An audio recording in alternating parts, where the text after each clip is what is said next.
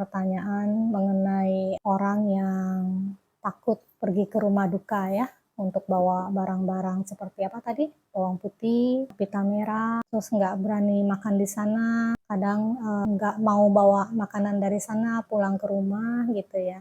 Ya Makanannya udah kalau di sana nggak ada yang makan. oh, makanannya udah dimakan makhluk makhluk halus ya. Sebenarnya memang kepercayaan itu ini, tapi ini hanya pendapat pribadi ya. Karena kemarin itu di sini juga ada orang kan yang, ya suaminya baru meninggal. Sebenarnya sebelum suaminya meninggal itu dia sudah pesen ranjang rumah sakit ya, karena suaminya kan sakit. Dia mau, urus di rumah gitu. Tapi biar lebih enak dia perlu ranjang rumah sakit ya, yang bisa dinaikkan punggungnya, seperti itu. Nah, tapi sebelum ranjang itu digunakan, suaminya meninggal. Ranjang rumah sakitnya buat apa gitu. Dia ke sini, dia tanya saya, mau didanakan. Saya bilang, "Ya udah, nggak apa-apa, bawa aja," gitu. Nah, saat ranjang itu sampai di sini, pas kebenaran ada dokter yang lagi dana makan siang di sini gitu ya. Jadi dokter itu memberi masukan, ya udah yang tiang infusnya nggak usah dipasang, kan nggak berguna juga. Ya, ranjangnya dipakai gitu saja gitu, ini ya udah. Jadi kalau dari saya pribadi, kenapa saya terima, seenggak-enggaknya itu akan bermanfaat jika ada orang yang mau nginep di sini, gitu ya. Jadi itu pertama yang saya terima, kedua saya juga berbelas kasih kepada dia, karena dia itu lagi kebingungan, baru kehilangan suami gitu ya. Dia pengen cepet-cepet barang-barang itu bisa keluar dari tempat dia. Ya udah, saya bilang nggak apa-apa, dikirim sini saja gitu. Ini kejadian saya terima sebelum ada dokter ya, sebelum barangnya dikirim ya. Waktu dia mengungkapkan itu, saya terima. Itu ada satu umat juga. Hah, Siale mau ranjang rumah sakit? Ya saya bilang nggak apa-apa ya, karena saya melihat ada manfaatnya di sana.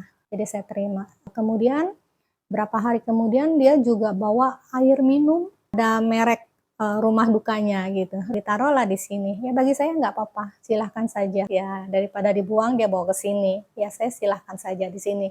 Tapi setelah itu memang ternyata umat yang datang ke sini nggak ada yang mau minum air itu ya, karena ada mereknya seperti itu. Saya pun nggak terlalu menyadari itu, sampai setelah beberapa lama, oh iya nggak ada yang minum ya, ya sudah saya yang minum sendiri saja. Bagi saya minum sendiri airnya, jadi biar cepat habis, sementara saya nggak ambil dari air galon dulu, saya ambil dari air gelas-gelas itu.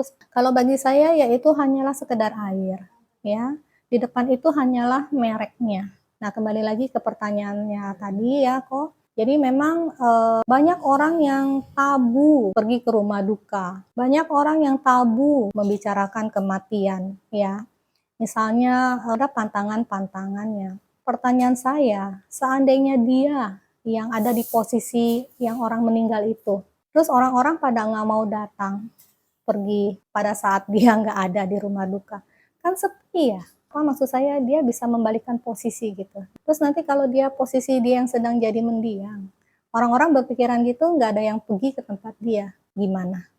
Itu satu, ya. Terus kedua juga mengenai bawang putih, bawa pita, ya itu sih mungkin supaya dia, seenggak-enggaknya dia sudah bisa mempunyai keberanian mau datang. Tapi dia tetap mempunyai keyakinan benda ini bakal melindungi dia gitu. Nah ini sebenarnya lebih baik sedikit daripada yang tadi, ya kan? Seenggak-enggaknya dia walaupun takut, dia udah berani nih. Tapi dia berpegang dengan suatu benda yang dia yakini bisa melindungi dia. Siapa sih perlindungan kita? Perlindungan kita itu bukan orang di luar kita, bukan benda-benda di luar kita. Katakanlah dulu waktu masih kecil, papa mama mereka bisa melindungi kita.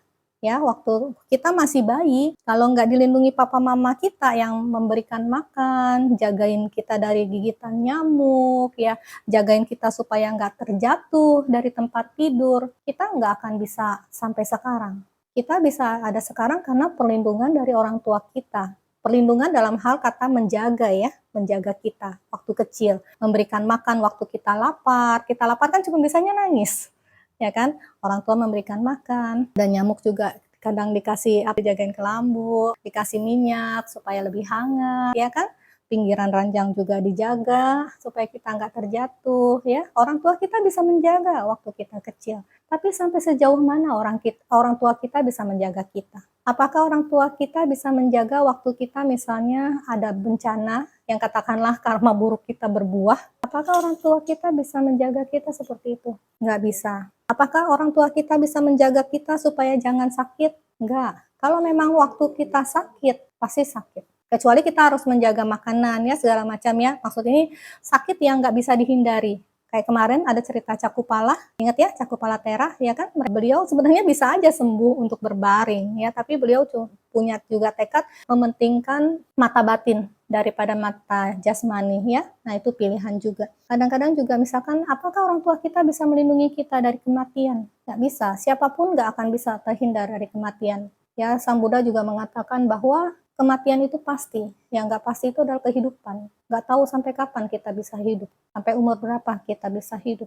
Ya, kemarin ini juga ada umat baru umur 46 sudah nggak ada. Siapa yang tahu, ya kan? Padahal katanya kalau teman bermain dia yang paling muda, tapi dia dulu yang jalan. Siapa yang tahu gitu. Nah, berpegangan kepada benda-benda seperti ini, ya, yang katakanlah bisa melindungi, padahal kita lihat orang tua kita aja nggak bisa melindungi, benda ini apakah bisa melindungi kita? Nggak bisa. Buddha menyatakan bahwa yang bisa melindungi diri kita adalah diri kita sendiri. Buddha menyatakan bahwa perlindungan bagi diri kita itu adalah diri kita sendiri. Kalau bukan diri kita sendiri, siapa yang melindungi kita? Itu. Maksudnya apa? Maksudnya adalah semua perbuatan-perbuatan kita, ya perbuatan-perbuatan itu kita terjemahkan ke dalam bahasa Pali itu kama. Sanskritnya karma, ya. Kama-kama itulah yang melindungi kita. Pernah dengar kan juga yang bahasa Pali juga kama saka, kama dayado, kama yoni, kama bandu, kama patisarano. Pernah dengar nggak kata-kata ini? Kama saka. Saka itu adalah kita pemilik dari karma kita sendiri, ya, kama saka. Kama bandu. Kama bandu kita berhubungan dengan kama kita sendiri. Nah, kita sekarang ini ketemu sebenarnya kita punya kama di masa lampau. Akhirnya kita bisa berhubungan. Kama yoni. Kama yoni itu kita terlahir dari kama kita sendiri. Kama dayada. Kita adalah pewaris dari karmanya kita sendiri. Ya, jadi semua yang kita dapat di sini ini sebenarnya warisan dari kita sendiri. Kama patisarana. Kama patisarana maksudnya sarana Buddha yang kita ambil Pancasila ya, patisarana. Itu adalah pelindung. Kama yang melindungi diri kita sendiri. Nah, jadi bukan benda-benda itu, bukan pula orang tua kita yang menjadi pelindung kita gitu.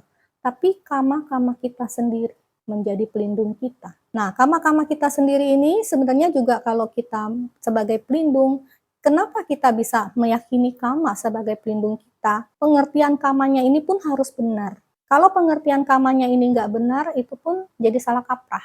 Karena banyak di masyarakat saat ini pengertian kamanya beda. Misalnya kamanya dibilang ya tadi, gara-gara orang tuanya berbuat salah, akhirnya anaknya loh yang mendapat karmanya. Nah itu udah salah, ya kan? Karena di sini kan tadi kan, kama dayada. Kita loh yang mewarisin kama kita sendiri, bukan mewarisin kama dari orang tua kita. Terus ada yang bilang lagi, kama itu harus dibayar. Misalnya kita udah bunuh ayam, pasti kita nanti dibunuh juga gitu. Itu belum tentu. Karena kalau pembunuhannya bukan yang garuka kama, yang membunuh ibu, ayah, kemudian arahat, melukai Buddha atau memecah belah sangga, itu bukan pembunuhan yang disebut garu kama. Ya, jadi membunuh ini itu bisa aja nggak ada efeknya. Contohnya, yang mulia Anggulimala, udah bunuh berapa orang, ya kan? Tapi pada saat beliau menjadi arahat, itu menjadi ahosi kama. Kamanya itu sudah nggak ada hasilnya lagi, nggak berbuah lagi. Memang pada akhir mendekati parinibbana, mendekati kematian dari yang mulia Anggulimala, beliau itu diserang bandit. Nah, kehidupan yang ini kalau dibilangin harus dibayar, ya nggak bisa jadi arahat dong. Pada saat beliau menjadi arahat, ini jadi kamanya hilang, nggak ada kondisi untuk berbuah lagi. Ya, jadi memang biar bagaimanapun kita tetap pergi berlindung kepada Buddha, kepada Dhamma, kepada Sangha. Kita harus mempelajari Dhamma yang sesungguh-sungguhnya Dhamma, supaya pikiran kita itu mempunyai yang namanya pandangan benar. Ya, kalau tadi mempercayai benda seperti bawang putih, pita gitu ya, itu pandangan salah. benda ini seperti apa sih kekuatannya gitu. Ya, tapi memang bagi orang yang mempunyai pengetahuan, kemampuan batin seperti itu, benda ini bisa berhasil karena mereka percaya dan mereka setidak-tidaknya sudah berani pergi ke sana gitu.